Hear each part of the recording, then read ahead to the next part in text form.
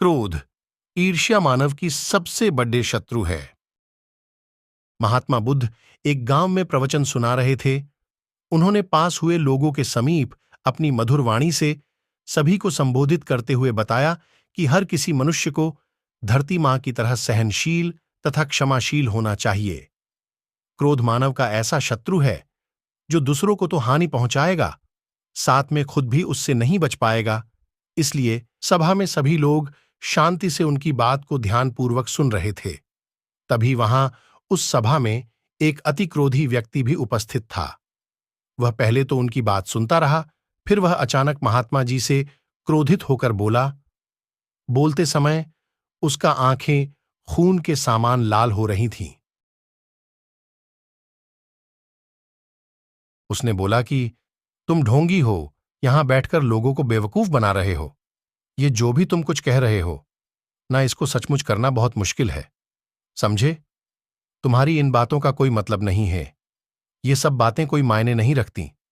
असल जिंदगी में कहानी सुनाना बंद करो, धूर्त महात्मा, और जहां से आए हो वहीं चले जाओ। ऐसे कठोर वचन सुनकर भी महात्मा जी ने उस क्रोधी पुरुष का कोई विरोध नहीं किया और न ही उसकी बातों पर कोई भी प्रतिक्रिया दी। वह शांत रहे और अपना काम करते रहे, जिससे वह पुरुष और भी क्रोधित हो गया। उसकी समझ नहीं आया वह क्या करे।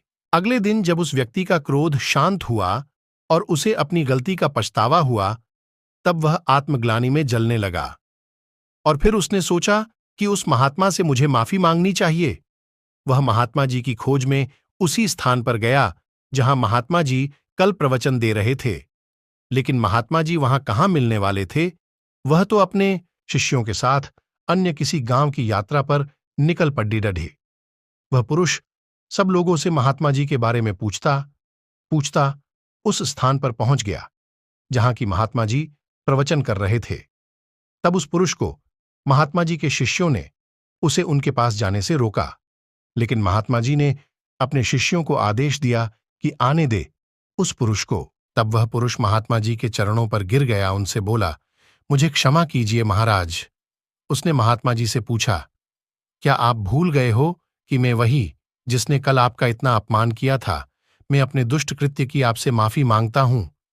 तब महात्मा जी ने बड्ढे शालीनता से उस पुरुष से बोले कि कौन सी बात? तब उस पुरुष ने बड्डी हैरानी से महात्मा जी की ओर देखा। महात्मा जी बोले कि मैं तो बीती बातें वहीं छोड़ना चाहा, क्योंकि बीता हुआ कल कभी वापस लौटकर नहीं आता। इसलिए बीती हुए बातों की वजह से आज और अपना आने वाला कल नहीं बिगड़ना चाहिए। जो हो गया सो हो गया। तुम्हें अपनी भूल का एहसास हुआ, यही सबसे बड़ी बात है। तुम अपनी गलती को मान लिए, सो तुम अब निर्मल हो गए हो। इसलिए कोई भी ग्लानि अपने मन में नहीं रखो। अपने आने वाले कल के बारे में विचार करो और उसे सुधारने का प्रयास करो।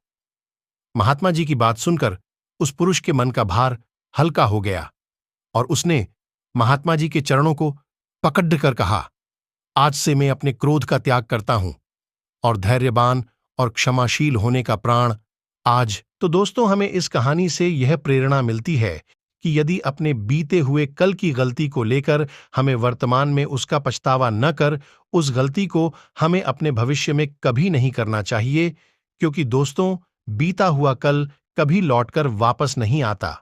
तो अगर आपको महात्मा गौतम बुद्ध की इस कहानी से कुछ सीखने को मिला हो, तो अपने दोस्तों के साथ इसे जरूर शेयर कर